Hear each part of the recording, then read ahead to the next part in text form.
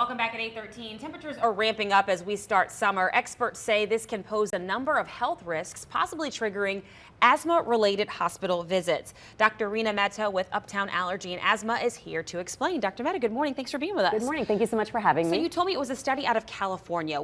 Who studied this and what were they looking at exactly? Okay, so this was a study done in the urban parts of San Francisco. So they were looking at inner city children in an underserved population. And what they were looking for is if you are in extreme heat, is there an increased risk of asthma hospitalizations in those kids with asthma? And they found that in the extreme heat and in multiple days in a row of that extreme heat, there was a 19% increase in asthma hospitalizations. And that was during daytime hours, not nighttime hours, correct? Exactly. So what they found was when it was daytime hours and multiple days in a row, increased risk of hospitalizations, not referencing, they did not find the same events in nighttime heat. Did they say what the reasoning for that was? Was it a hazy, was the air hazier during the day? Was it a pollen situation? Was it smoke? What was it exactly in the day? So I think it's humidity, okay. It's heat, it's direct sunlight, and all of those things in somebody with asthma can go to your bronchial airways and create inflammation.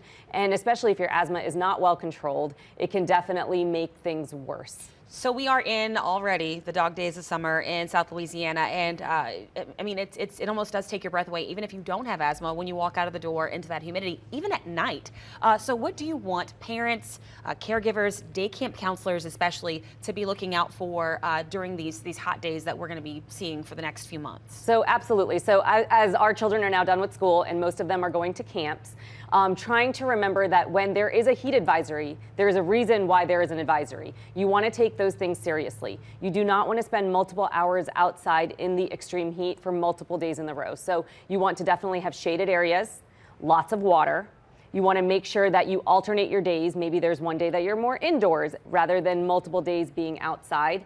If you have a child with asthma, making sure that their asthma is under control, making sure that if they are in a camp situation that the camp counselors know about their asthma. They have emergency rescue inhalers at the camp in the event that something happens, and just being aware that air conditioning is a good thing and to not avoid trying to get into those cool places when it's extreme heat. Anything, I know obviously those emergency pumps or whatever medication that the child may have, if there's a situation where for whatever reason the medication's not available, the pump doesn't work, what should be happening immediately?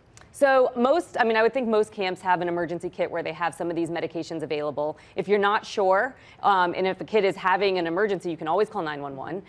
If there is a child who's having an active asthma attack and you don't have the tools to treat it, you call 911, you get emergency help, and that child might need to go to the emergency room for further evaluation. So just really something to pay attention to. And again, like you said, when those advisories are in place, Zach Fradella, the National Weather Service, they're not putting it out for their health. They're putting it out for everyone's health, honestly. Exactly. With global warming, we're seeing more and more days of this hot temperature, which we expect there'll be more heat-related events. So, trying to stay safe, hydrated, and cool this summer is what I can tell you, especially for the children. And pay attention to how kids are moving and breathing, and know if they do have asthma and allergies, and have a plan in place if possible. Exactly. All right, Dr. Mehta, thank you so much for those reminders.